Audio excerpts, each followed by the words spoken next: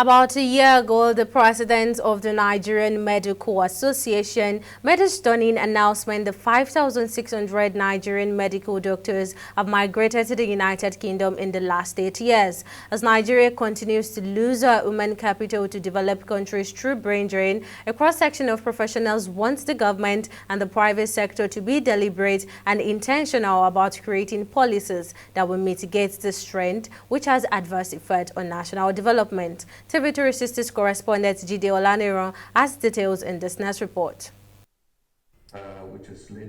In an unusual manner, the discourse for the night was preceded by a documentary screening to set the tone for the issue at stake, which is about Nigeria's brain drain challenge.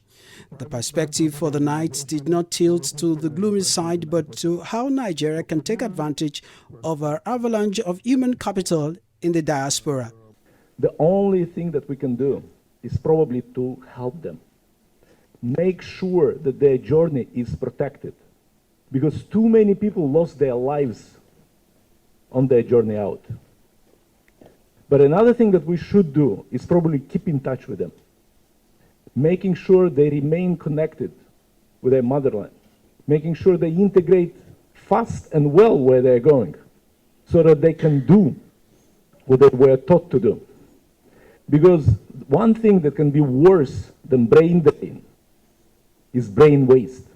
Ngozi Omambala returned to Nigeria from the UK 17 years ago, but despite our occasional struggle with the system, passion and patriotism have kept her going. In terms of the Lagos Chamber, I've had to really relaunch so that we can connect with the youth. And the Lagos Chamber is 135 years old, and it's a very strong institution with a lot of influence.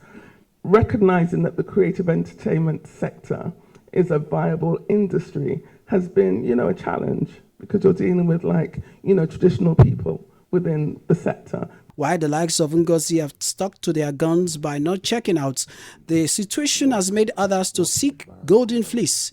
Do with the brain drain. One is the private sector playing an active role in the economy, thriving, because when the private sector thrives, jobs are created, tax is paid, services are provided, and the resources can be invested in health and education, which is what we saw in the documentary. So the answer is yet, not directly so, but wholesomely so. The mass exodus of talented Nigerians has also put the human resources of most organizations in dilemma. Right, because one of the things that we fail to identify with the brain drain is replacing extremely talented and skilled professionals with average and in some cases mediocre talent. Individuals that ordinarily, one way or the other, are not playing at the highest level. Because whether you like it or not, when you look at what they call the bell curve, there are some that are the very exceptional, there are some that are the very poor, and then you have the individuals that's the bulk in the middle. At the subnational level, Lagos has created a diaspora unit to woo Nigerians back home to invest in the development of the city. To attract all the investments and the potential to the diaspora, the historic, the Nigerian, and even those that share affinity with Nigeria, so Lagos can benefit as we add value to them too.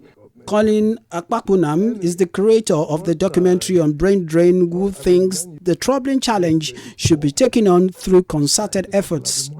In our own time, when our parents sent us to school abroad, it was to acquire more knowledge so we could come back and get the plum jobs. But when you juxtapose that with today's trend of young graduates taking off, I immediately knew that it was becoming a problem and something needed to be done.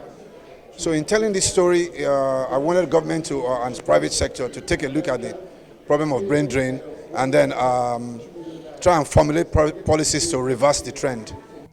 Blame game will not stop brain drain. It is time the government and the private sector began to domesticate the pull factors luring our talents away. Jide Olaniro, TV 360 Lagos.